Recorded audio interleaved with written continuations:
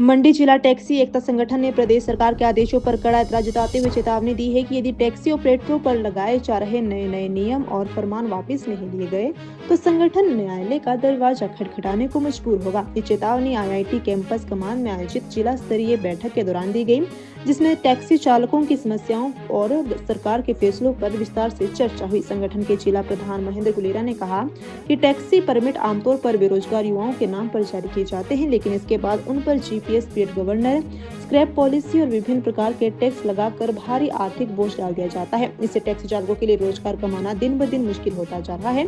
उन्होंने आरोप लगाया कि विभागीय आदेशों को लेकर RTI के माध्यम से जानकारी मांगे जाने पर भी अधिकारी स्पष्ट जवाब नहीं दे रहे हैं। संगठन ने सरकार से मांग की है कि टैक्सी चालकों के हितों को ध्यान में रखते हुए इन फैसलों को तुरंत वापस लिया जाए, अन्यथा आंदोलन और कानूनी कार्रवाई की जाएगी। हर साल हर 3 महीने के बाद जो है नए से नया नियम जो है एक टैक्सी ऑपरेटर के ऊपर जो है लादा जा रहा है, ज़बरदस्ती मतलब थोपा जा रहा है। ठीक है, जैसे सबसे पहले तो GPS है। 2020 के बाद हर गाड़ी में GPS लग रहा है, जबकि उस वक्त उसकी कीमत 12,000 रुपये थी, आज वो 7,000 का भी लग रहा है। ठीक है, जबकि उसकी कोई फैसिलिटीज़ नहीं है, आम ऑपरेटर को उसकी कोई सुविधा नहीं है और ना तो वो कहीं से ट्रैक हो रहा है। और जिस भी कंपनी को विभाग ने अप्रूव किया हुआ है, उस कंपनी के किसी भी RTO ऑफिस में जो है उसके सर्विस सेंटर नहीं है। अगर कहीं कभी वो बंद भी हो जाता है या कभी हम बाय द वे कभी चेक भी कर लेते हैं तो वो बंद पड़ा हुआ होता है।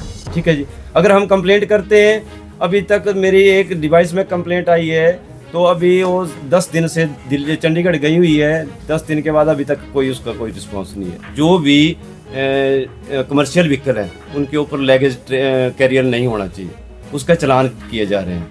तो हमारा सरकार से विनती है कि जितना भी जो ये हमारे ऊपर नाजायज़ का बोझ लादा जा रहा है इसको हटाया जाए, अन्यथा हमें कहीं ऐसा ना हो कि कहीं न्याय का दरवाज़ा कहाँ तक ले जा सकता है। इसके लिए हमें अगर ज़िले की तरफ से, स्टेट की तरफ से कहीं कुछ करना पड़े तो हम आगे भी जा सकते हैं। मैं जोगिंदर पाल, देवभूमि टैक्सी ऑपरेटर यूनियन पडल मंडी। हम सरकार से मांग करते हैं कि आए दिन नए जो टैक्सी वालों के ऊपर फरमान थोपे जा रहे हैं, जैसे कि एग्रीगेटर पॉलिसी हो गई और एक ऐप है जिसके माध्यम से हमारा काम बिल्कुल लगभग शून्य के बराबर हो गया है।